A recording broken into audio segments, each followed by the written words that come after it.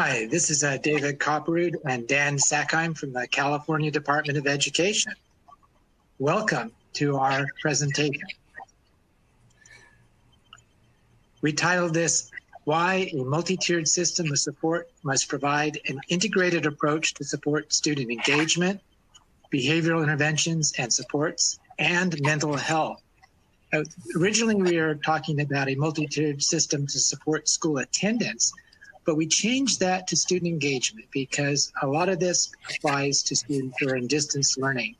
And that may not be the typical way we look at attendance, but participation or engagement is going to be a daily indicator of whether students are being provided distance learning, just like daily attendance is providing an indicator of how well students are engaged in their regular classroom attendance. We call this our pyramid scheme. This was a term that Dan Sackheim developed for this multi-tiered system of approach to improving engagement in school. This can be used for students not only have attendance problems, but behavioral problems or mental health problems. You want to have this tiered approach of prevention, early intervention, and intensive intervention. And on this first screen, you can see both of our names, Dan Sackheim and David Kopperud. We're both education programs consultants with the Educational Options Office at the California Department of Education. And the focus question we're going to begin with for this presentation is this a school that you would want to attend and that wants you to attend? And how we answer that question is going to be extremely important this year, because more than any other year, it's going to be important that students want to attend, whether it's in distance learning or classroom instruction or a hybrid, and we can kind of judge that by would we want to attend if we were a young person, and do we feel that we are really welcomed into the school? For too many kids, the answer is no. They don't feel welcomed into the school. And the prevalence of that answer is increasing. Kids are going through a lot of anxiety right now. And even before COVID-19 happened, we saw 3 years of increasing statewide chronic absenteeism. So we have a real issue to deal with in California that's just been exacerbated or inflamed by COVID-19, and that is trying to reduce our chronic absentee rates. Our guiding question is, what do we need to do to enable this student to engage successfully in school? So that if we're talking about each individual student, we're going to have to dig down deep and to find out what's going to make this particular student feel welcomed at school so they can be successful. How do we develop that relationship with the student? And here we're talking about the multi-tiered system of support. And this is really a framework that we need to use when we're talking about the learning continuity and attendance plans.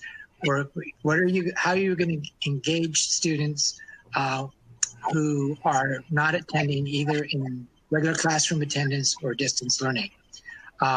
So you have these 3 different tiers that you have to pay attention to on the continuum of academic and social behavior support.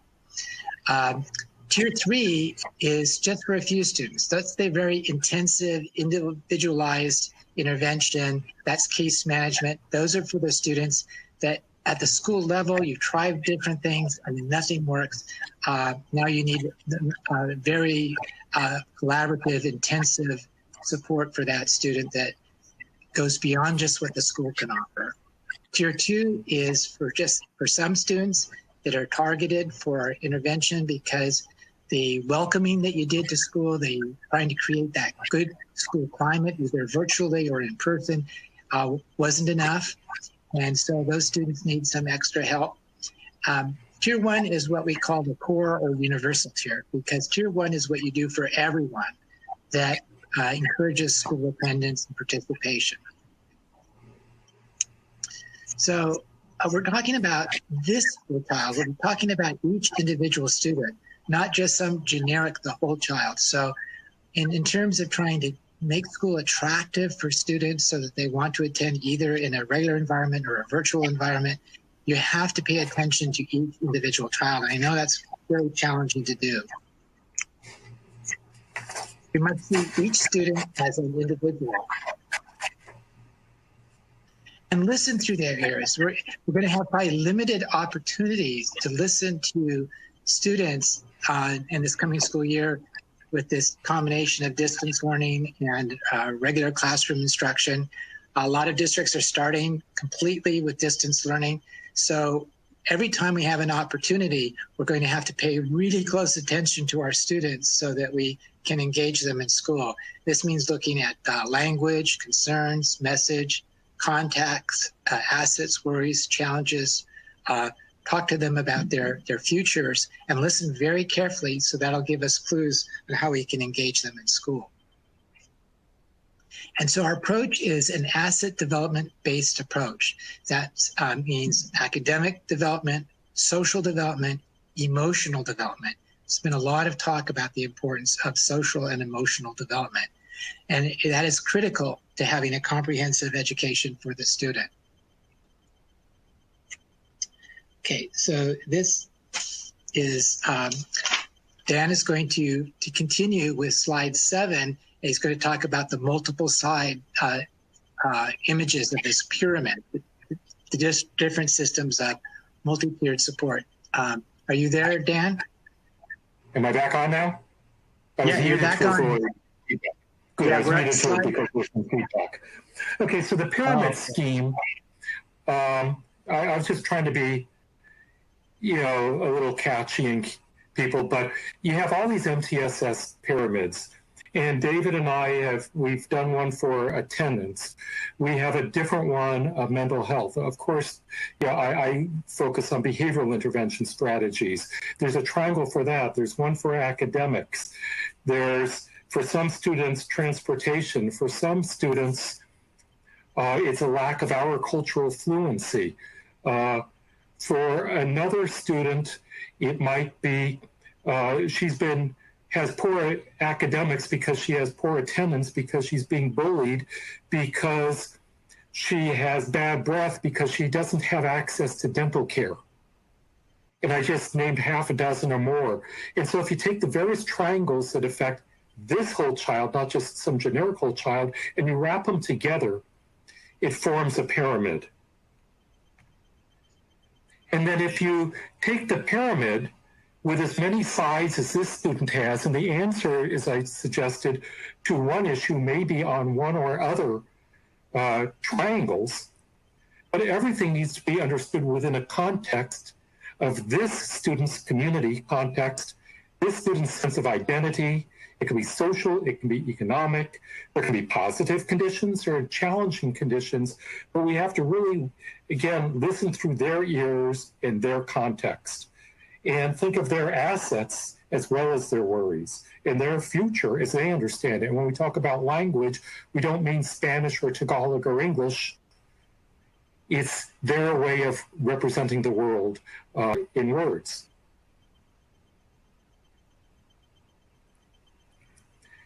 And we have a counterexample. In nature, the natural pyramid is the volcano. And what we find, and again, especially when there's a behavioral challenge, the message is, do what we say, or you will be subject to punishment and or expulsion from our lands. And this great threatening, and of course, once the student is sent away into the ash in the sky and lands somewhere far away from us, and then what remains just goes on. And that's not what we're suggesting, that's the counterexample, but there have been too many examples in real life. So we know one size doesn't fit all. And what works for one student, or one school, or one teacher, or one district may not be appropriate or effective for another, which is why we have to have a repertoire of approaches, a palette of approaches. But we have to start in asking, first, when I meet a student, and I work in alternative ed with students who've had huge challenges, and my first question is not, as they would expect, how are you evil and have you repented? But, what is she interested in? What is he good at doing? Where and how have you been successful? When I ask educators, my first question is, where have they been successful and how? That's where their brain is developed. That's where they're skillful. And we can use that. And obviously, there are many ways of getting into the student's brain and where their brains are strong. So if we're aware of that and we don't just challenge them to meet our favorite way of presenting, some are auditory learners. Some would learn really well. It was visual. If you would just draw a picture, some is kinesthetic, some is experiential learning through doing and presenting, some through storytelling, so powerful, some technological, some artistic. I love watching modern dance. I can communicate with words. I can communicate through dance. But these dancers are so talented, they can reach my brain. How can we reach them? How can we understand them and honor them? There's been a move we used to talk about at-risk youth. Then people said, well, we should talk about at-promise youth. And I tend to be one who uses both because I always believe every student is at promise, and it's our role, our challenge, our skill set to develop them to meet that promise, discover what it is themselves and ourselves and get there. But we also have to realize that even kids who haven't faced a challenge could still be at risk, and trauma happens in their world. David and I are both trainers, certified trainers in youth mental health first aid, and we teach people to be aware and how to pick up on these signs. So it's cumbersome, but we talk about youth who could be at risk and definitely are at promise. And certainly it's about students learning and developing, but David and I are both teachers, and we recognize it's about teachers teaching, or my under the current COVID conditions. But it's still for the teachers to be able to teach. Somehow the district and the school administrations need to be able to provide leadership and the support and supporters of the team to make this all come together. So back to another of our focus questions. I think backwards. How are we going to hurt kids if we don't do something or we continue to do something that we believe, at least for some kids, isn't working? Really protective. David? Yes. So I wanted to bring up the California Children's Trust Initiative because they have some really interesting statistics. They're old statistics now, but I think what we're going to see is that all of these statistics about children at risk, it's going to be even more true this coming school year. I think the conditions which have been escalating for a while in our society are going to be inflamed by COVID-19 and by this confusing response to COVID-19 that our students are going to be experiencing and our staffs are going to be experiencing.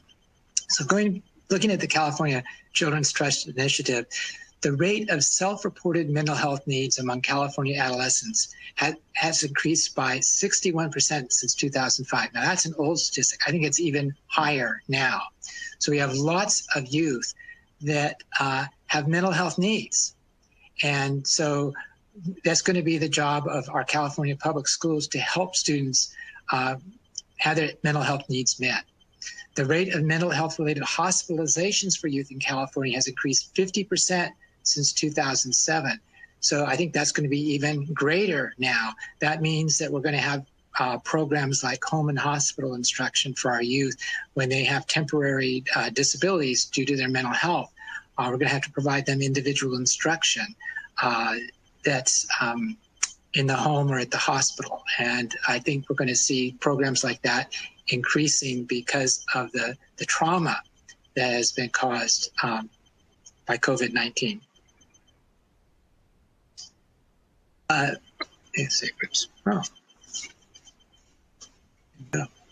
Next. The California Children's Initiative also found that substance use and abuse starts early. By 11th grade, half of all California students have used alcohol or drugs, and over 10% report heavy use. I think these are increasing statistics now. Nationally, 70% of youth involved in juvenile justice have a diagnosable mental illness. So this means that most of the kids in our juvenile hall schools have a diagnosable mental illness. And so this is just the urgency that is going to happen this coming school year in getting students proper mental health resources and in training teachers and other staff on how to recognize students that need mental health support. The next slide is another statistic from the California Children's Trust Initiative. Over 30% of California's adolescents report feelings of depression, and over 10% have considered suicide, with Native, Hawaiian, Pacific Islander, American Indian, Alaska Native, and lesbian, gay, bisexual, transgender, and questioning students reporting dramatically higher rates. And I think that we'll see this in our chronic absentee rates, that certain subgroups of students are going to have a particularly high chronic absentee rates that we need to pay attention to. And those chronic absentee rates will be directly related to mental health. Slide 4 from the California Children's Trust Initiative. Nationally, inpatient visits for suicide, suicidal ideation, and self-injury increased by 104% for children ages 1 to 17 years and 151% for children ages 10 to 14 years between 2006 and 2011. I expect to see this trend continue to show increases. Nationally, since 2005, there's been a 30% increase in suicide rates, including a 200% increase among girls ages 10 to 14. Suicide is now the second leading cause of death for young and youth ages 10 to 24. So this is particularly important for school districts. I know all school districts now have suicide prevention policies, and teachers and other school staff are being trained to recognize the signs of suicidal ideation and to get those students help. I think that's going to be more important than ever now. So this is Dan, the 3 R's: relationships, relevance, and resiliency. Dan? 3 R's, we used to talk about reading, writing, and arithmetic. And then many of us remember when it was all about rigor. And it really doesn't matter what the subject is and how rigorous it is if it's flying on by and the student isn't engaging at all. It becomes irrelevant. It's just what they've missed out on. And so we talk about the 3 R's are really relationships. Do I have a relationship with you? Do we have a relationship as a community? Do we feel responsible to each other, helping each other, and that we have a right to be helped, supported by, through relationships? Is it, again, relevant to me in my world? In my context, my experience, what I'm thinking of, when I was teaching, we'd have the standard elementary school unit on Japan. And kids would say, I just don't think I'm going there. I haven't been there. It's not my thing. And I'm saying, well, a lot of people find it really interesting. But don't worry. The standard would say, well, what do they wear? Tell me what you know about them. They know something about dress. They say they wear those fancy dresses. And I say kimono. I don't write kimono on the board and say that's a spelling word. I don't say rickshaw because in how to spell rickshaw, I say it's labor intensive, it's transportation. I write labor intensive and transportation. I write the words that they find in their culture. And so the test is write a report on any country of the world except Japan. Because, and can we use the US? I said, well, sure, but it's kind of complicated. So it's Japan.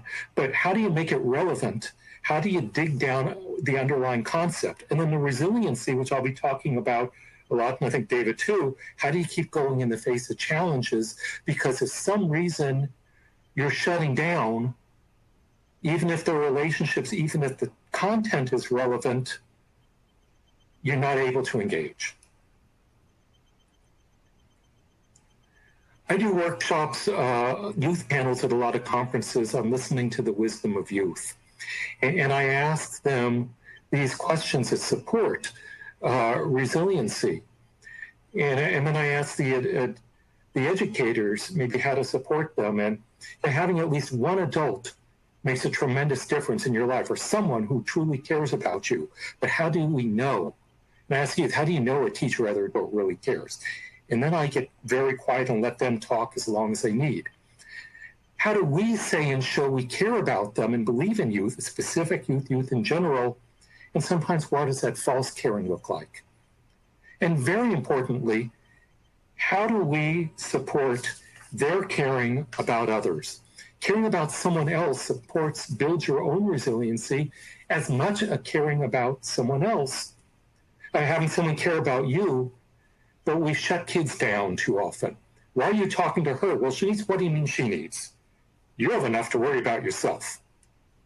And we shut them down where they're being someone who can support someone else, will give them the strength and resiliency to help others. This should be built in and encouraged often in our schools. Dad's question, I'm the dad. I used to ask my kids this question at dinner every night. What have you done today to make the world better for someone who is not you? That's someone else. I'm more pointed. Someone who is not you. And it could be as simple as just nodding recognition to someone who you're passing in a crosswalk.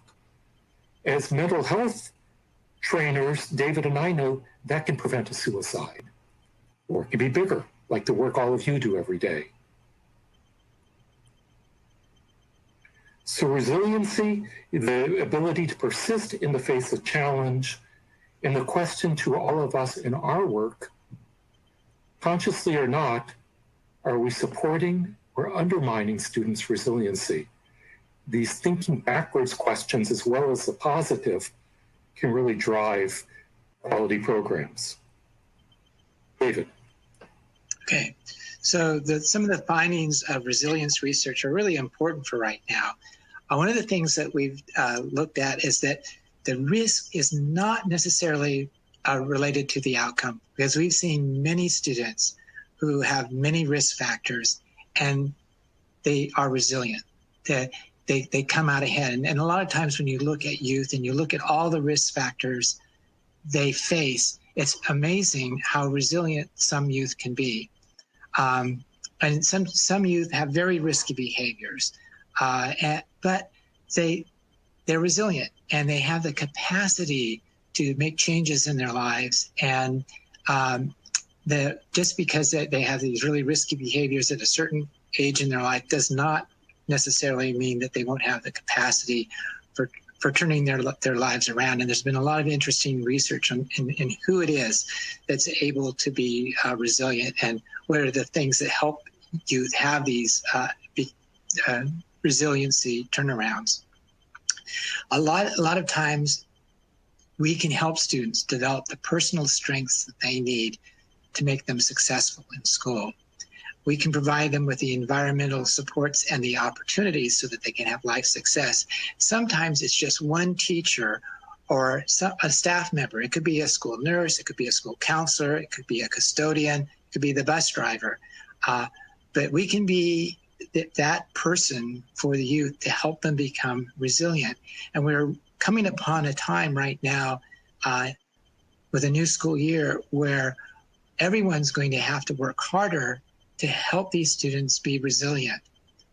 Resiliency is now fundamentally an important skill for young people to have and for the staff to have too. The staff has to be resilient in the face of all these problems that have been brought about by COVID-19. And so we have to help the staff become resilient as well. And we often talk about students becoming dropaways rather than dropouts. When students drop out of school, it's not a sudden dropping. they drop slowly out of school. We have plenty of opportunities to help students become resilient, turn their lives around, get back on track. And I think it's really going to be important for us to monitor students on a daily basis and intervene early at the first sign that a student is beginning to drop away from school. That gives us the best chance for getting them back on track. And of course, even when we do everything right, there will be some students that continue to drop away and that we'll need to refer for intensive interventions. Intensive interventions could still be a SARP, just because compulsory education still exists, it hasn't gone away, but it also could be case management. It could be finding the right mental health resources for a student and getting them linked to those resources. There's a lot that we can do to prevent students from dropping away out of our school system. And we really need to pay attention to this now more than ever before, because we have the danger of having greatly increased dropout rates. This is a really important definition, and it hasn't changed. The style of education has changed, whether the student is going to be receiving distance learning or a hybrid or classroom instruction, that's changed. But this basic definition of what is a chronic absentee has not changed. A chronic absentee is a pupil who is absent on 10% or more of the school days in the school year, when the total number of days the pupil is enrolled and school is actually taught in the regular day schools of the district, exclusive of Saturdays and Sundays. So what this means now is that a school day for a student may be a distance learning day. So that still counts. That still counts as a school day, and we're going to add together all the days of attendance, whether they're virtual attendance or regular classroom attendance. And if they're missing 10% or more of the days they've been enrolled, then the student is going to be considered a chronic absentee, and that student needs help. And the goal is going to be to try to reduce our chronic absentee rates, which have been going up for the last 3 years, even before COVID-19. And we're going to be paying particular attention to the subgroups of kids. What is the chronic absentee rate for our foster youth, our homeless youth, our English learners, our African Americans? We're going to need to pay particular attention to those subgroup chronic absentee rates to give us clues. And we're going to have to figure out, why are they being chronically absent? What, is it due to a loss of connectivity, or is it just depression, whatever the cause? We need to ask, what are they dropping away from? What are they dropping away from at the school? Is it cyberbullying that they're dropping away from? Do they feel that no one at the school cares about them? Are they dropping away because of poverty? This comes down to the question of finding out what the barriers to attendance are. And there's lots of different possible barriers to engagement or attendance in school. School climate is certainly one of them. Whether it's a virtual school climate or a regular school climate matters. Do the students feel welcomed in whatever the learning environment is? Are they the victims of bullying, any kind of bullying? I don't know if we're going to have a big problem with suspensions or not next year, but definitely, if there's excessive suspensions, we need to use restorative, rehabilitative approaches to bring those suspension rates down. California actually has been doing very well in reducing suspension rates for the last few years. I expect that to continue. Chronic health conditions. If the student has a chronic health condition, if that's the barrier to attendance, we need to address that. A lot of students have chronic health conditions, asthma, diabetes, dental problems, mental health issues. That is definitely something that we can link them to the resources they need. This is where it's so important to have school nurses. Homelessness. Typically, homeless students have a very high chronic absentee rate. We need to do whatever is necessary to reduce that chronic absentee rate, whether it's getting them the right computer devices, hotspots, whether it's finding transportation to school. Sometimes it's domestic violence. We have students not going to school. We think that there's an increase in domestic violence right now, and that may be a barrier to the attendance of some students. Another thing is sexual exploitation. It's shocking. I remember having a SAR meeting where we found out that a girl was being sexually exploited, and that was the reason she wasn't attending school.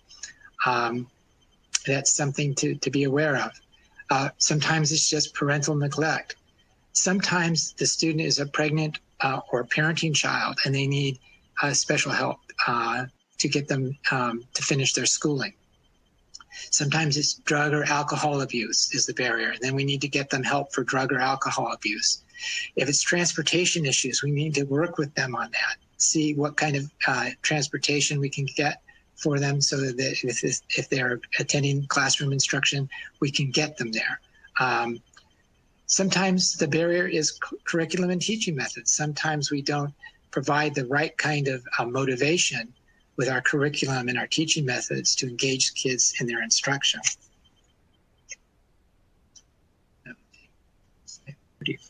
Okay, so cultural competence and disparities, we have to be aware of how we are relating to the student culturally.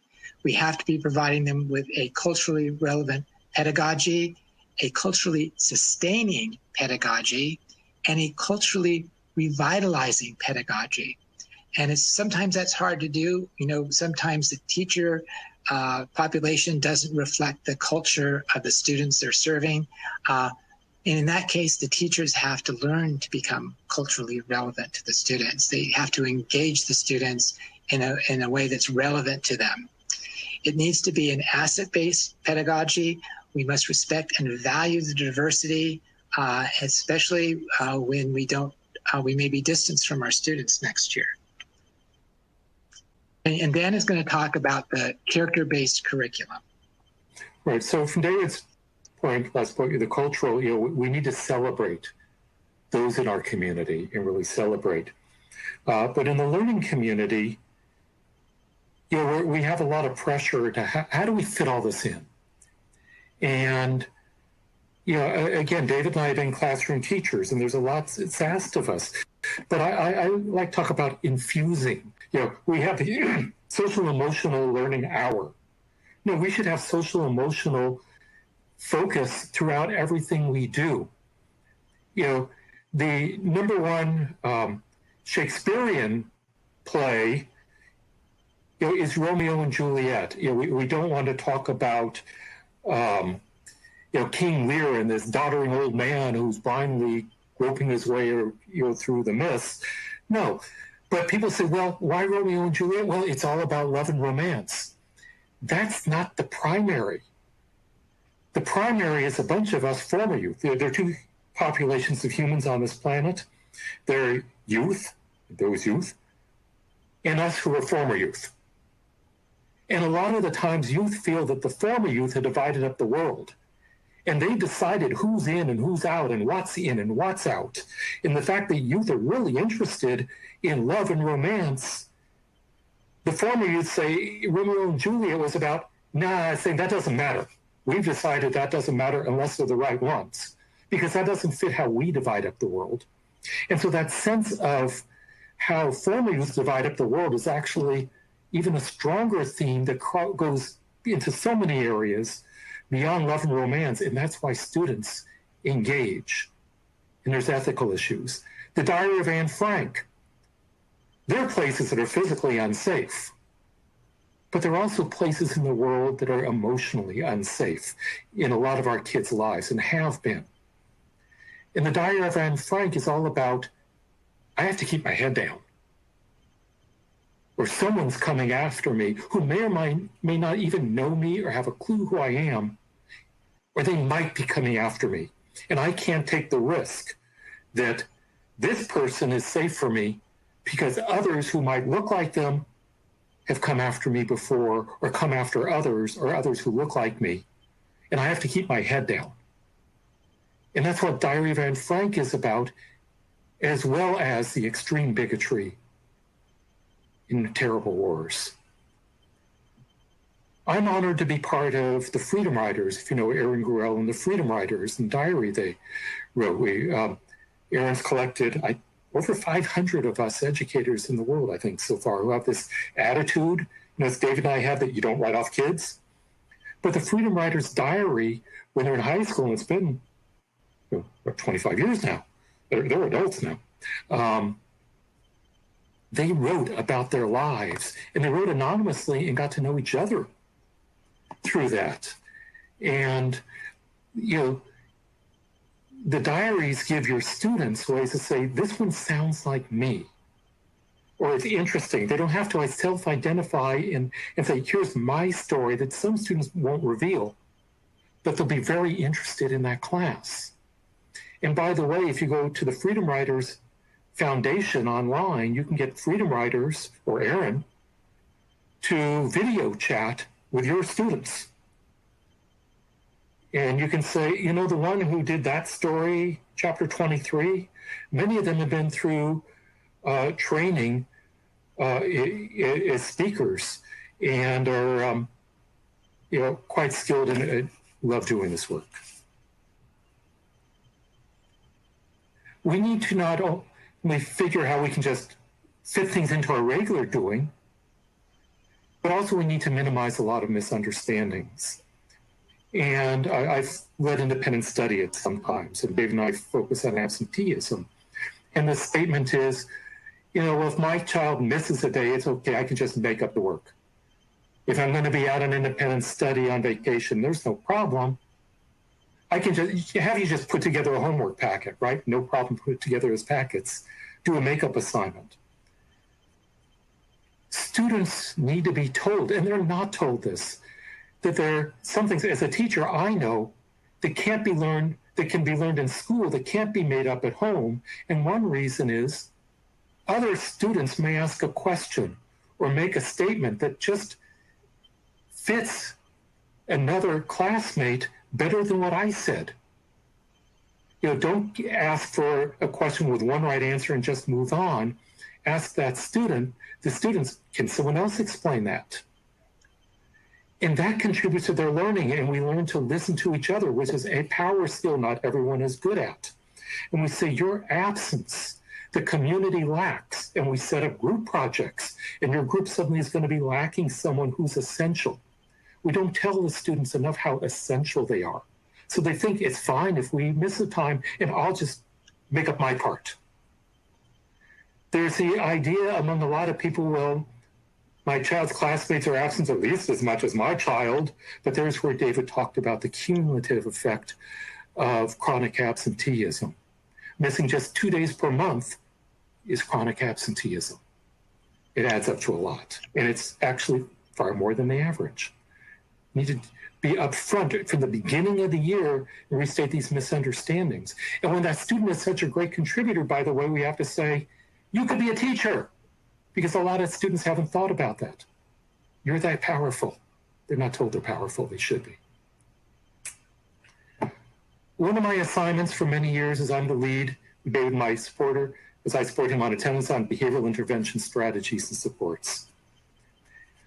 And so my question is, how do we successfully cross over the challenge of creating a safe and supportive learning environment? Because it is a challenge.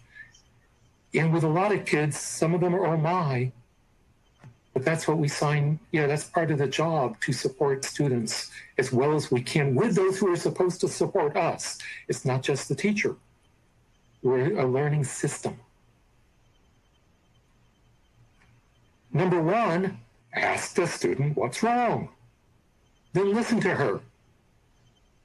We rewrote the state SARB handbook one year, because I found that there was the exemplary situation being described. There was a student, and the state SARB, the local SARB chair was saying, we're so powerful, we had a SARB meeting discover that she was being chronically absent from one class because she had early onset arthritis and couldn't climb the stairs. I rewrote it.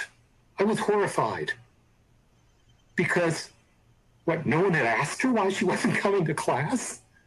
She might have told them, which she did in that meeting, which felt very threatening and awkward to her. Ask the student first if you have a relationship of safety where they can feel safe in responding to us. And we said that from the beginning, and we're non-judgmental. Listen to her, listen to them. You may save going through all those hearings. But again, as David presented the slide earlier, think what are their concerns, listen to their message. What are their context assets, and their worries and the challenges. And if they're not sure of their future, help them think about it. And as David suggested, in the back of your mind, please always wonder, could there be a mental health or other wellness issue here? Could this behavior come from some trauma? When a teacher walks by a student and that student jumps, the last thing that student needs is for you to jump into their face and say, can't you sit still? Haven't I talked to you? My first assumption, which I hope is wrong, is that child was abused this morning. But you have to tune our ears to listen to them, and that comes from training.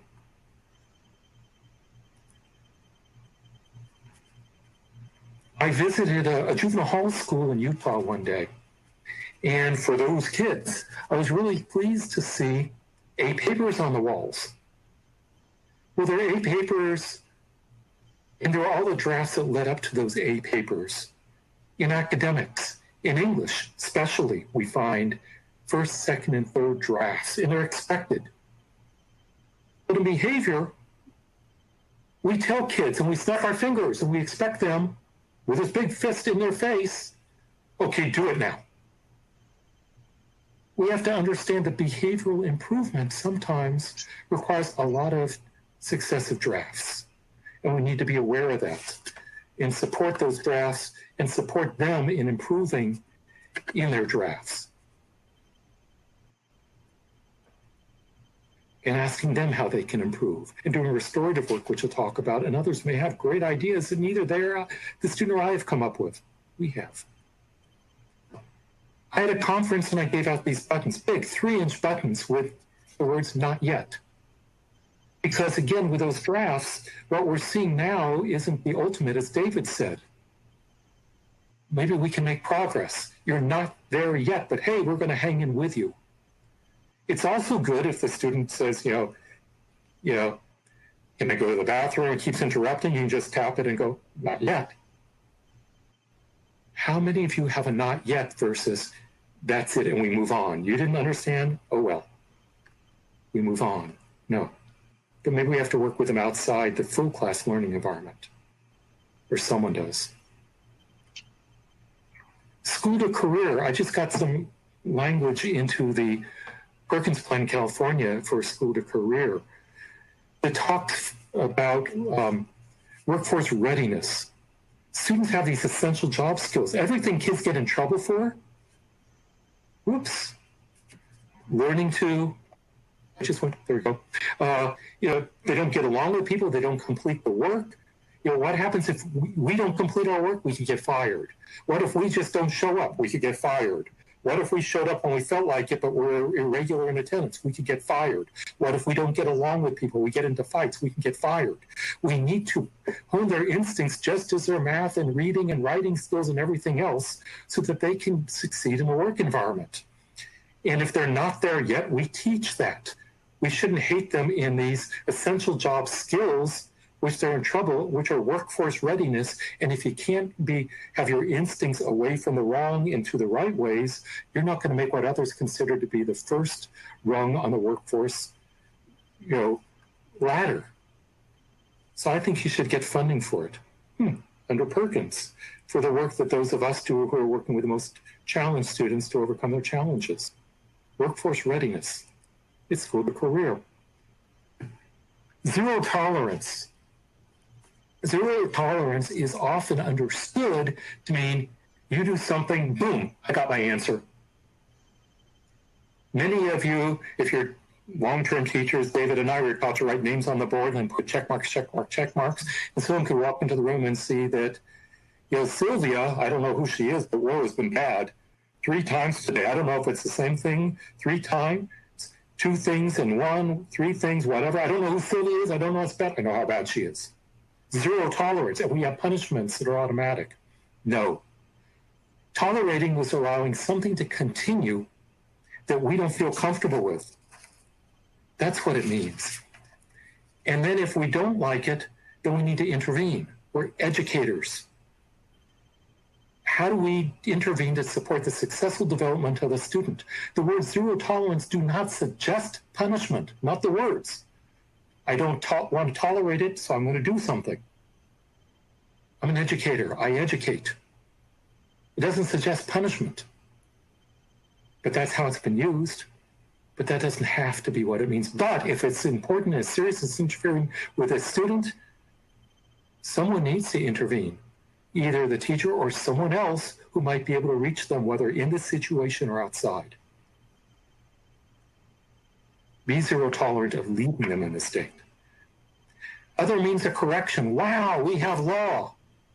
Instead of these automatic suspensions, for most cases, a suspension, it should only be imposed when other means of correction fail to bring about proper conduct.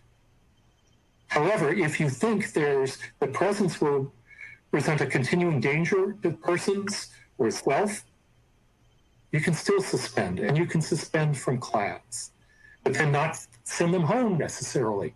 Have someone hunker down with them as soon as you can help them to regroup. Okay? But we're moving away from go home and work with them. Be teachers, be educators, and the law supports that. And there are so many ways. It could be a conference with the school or other personnel, bring in the parents or other key adults who may not be the parent.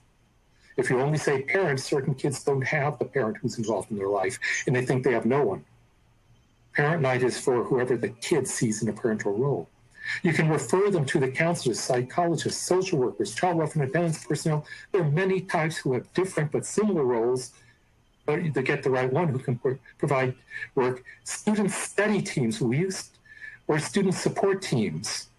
We have study in here, but really we should talk about support. We're not there to study the problem, but to support the student getting beyond. The law says study. David and I say support. And how do you provide guidance and resource panels? Because maybe we need a team of us, like a SARB or a SART, to come up with the right ideas between us, because one of us can't do it all. Intervention-related teams to assess the behavior and their skill set and what's right about them that we can use, because that's where the students' brains, neural networks are developed. How can we use what's right about them to have a plan to get them to stop doing what's challenging? And if there's serious problems, we need to do the psychosocial and psychoeducational assessments about what's really going on and respond to that as well. And maybe you need a specialized program for pro-social behavior. Maybe you just need a discussion one time.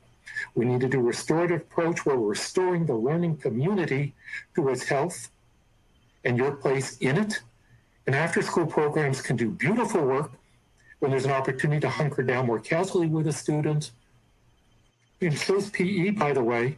Like PE, soccer is, if a kid plays soccer, they have to pay attention to everyone and anyone who isn't them. You could talk about that. And how do you get from one end to the other when it can be complicated and different each time? See how you fill in to use what's about the student to make these corrections. It doesn't have to be punishment, negative, and threatening. But remember, we're educators. When there's a student who is troubled, hunker down with them and teach as soon as you can, because sometimes they need to regroup first, and they can't listen to us. And we need to help them to regroup. And maybe they need some music in a comfortable place. That's not, pandering to them. That's not giving them bonuses they didn't deserve. That's helping them to be in a position where we can hunker down with them and teach them. If they need to sit in a beanbag chair and get it together, they're not reachable until they've regrouped.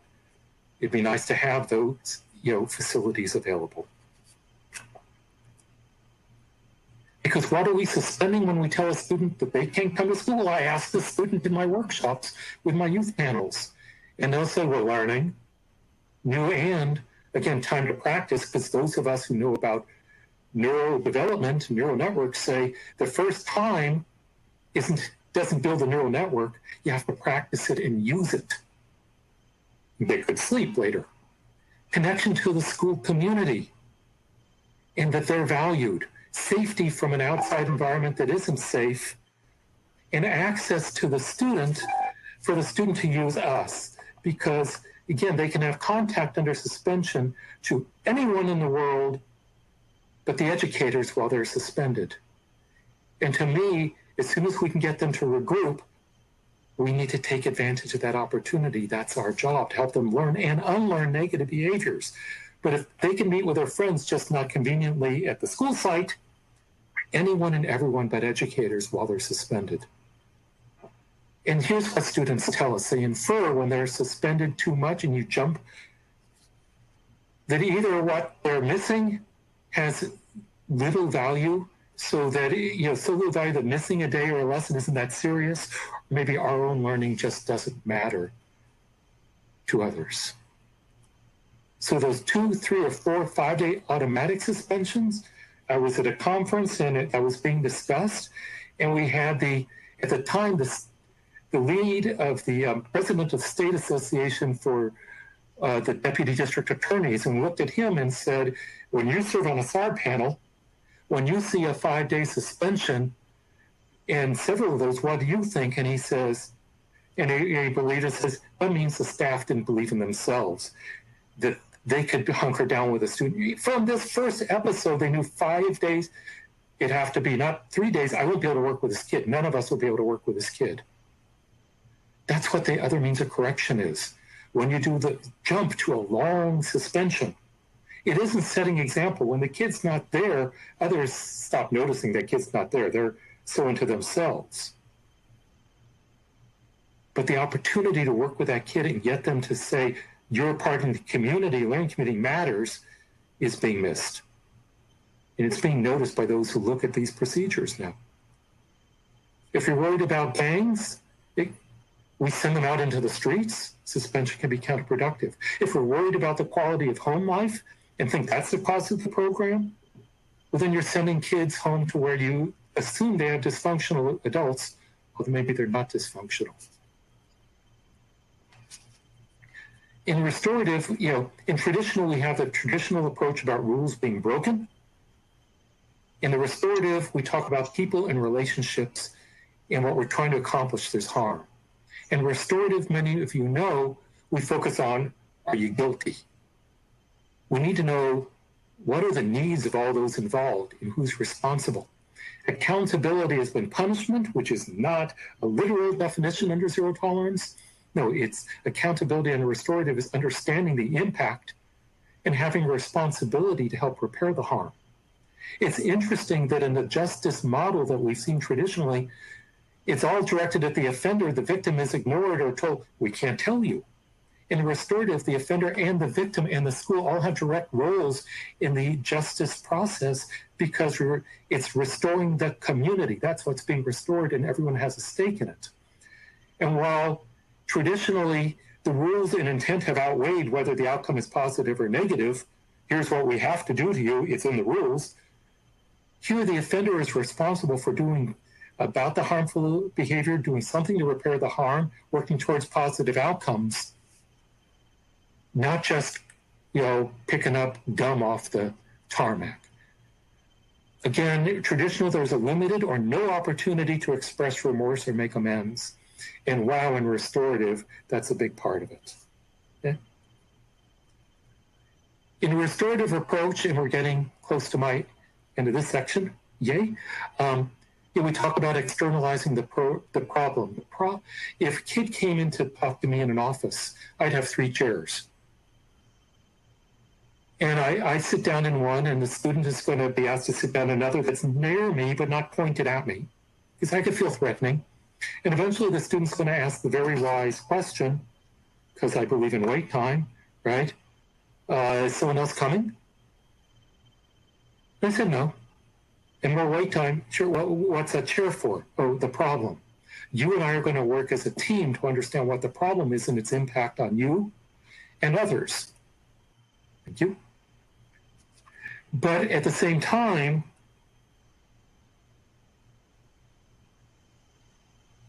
next slide.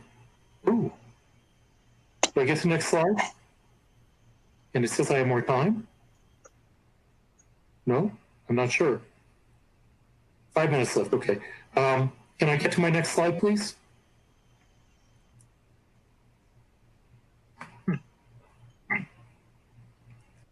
I'll tell you, part of the next slide, and then Dave will get to closing, is that what I also try to understand is there a goal beneath oh,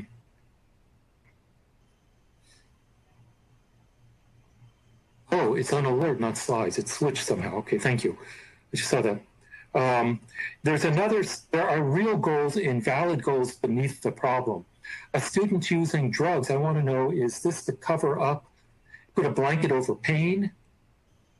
And maybe there's a different way to do it. Can we help you dealing with that pain? You know, what could you do as another approach to standing up to people and being, you know, and being recognized? So, but we need to understand if the goal, you know, instead of standing up to the person and fighting them, there's a different approach, okay? I'm going to skip over. Well, I'm going to give one quick example, just talk through it. Two students enter the classroom. One is brown or black, the other one is white. They're loud, the emotions are very large. We've seen this, and the kids are suspended and sent to the office. And she sends a note, and unfortunately, to the vice principal, suggesting too often we've seen, but not in every case, that the black or brown student might be a gang member. And maybe that white kid is ADD or hyperactive. And the teacher needed to notice, but a lot of teachers do, but not everyone, that the students actually came to class before the bell on time, and that this using big motions and being loud is just a culturally supported behavior in some cultures, saying we're in this together and we're arriving and we're doing well. But the students need to see that could have made her and someone else feel uncomfortable, and the teacher could have perceived this as the storm before the calm and didn't know they would let up. We need to teach them all to recognize this. Okay? Oops. David. Okay. So,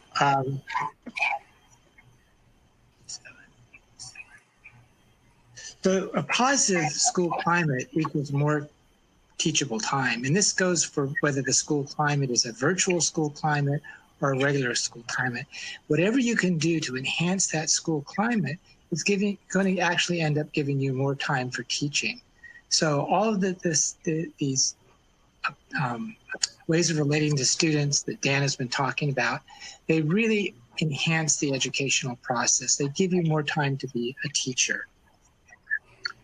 And what Dan has really been expressing a lot about is how we don't want to be passive, we want to be passionate. We want to be passionate with our students. We want to communicate passion to them so that they understand that we care about them, they feel belong, they become resilient. And so why do we do sometimes in the online environment? I want to thank everyone for listening to this presentation by Dan and myself. I wanted to give you definitely this contact information because both Dan and I can be contacted by email. Email is the best way to get in contact with us. You'll see on the screen there, we have d.sackheim@cde.ca.gov for Dan and d.kopperud@cde.ca.gov for me. We're both in the educational options office. We're here to help, particularly if right now you're in the middle of doing your learning continuity and attendance plans. We'd be glad to provide assistance with you on that, particularly with how you can state what your tiered supports are going to be for students that are absent from either regular classroom instruction or distance learning. So I know that we've got, we're just about time's up. I don't know if we have time for at least one question. And David, also they need to know to be sure to access your materials from this workshop and others using the briefcase icon when they're logged in, all of you. Right.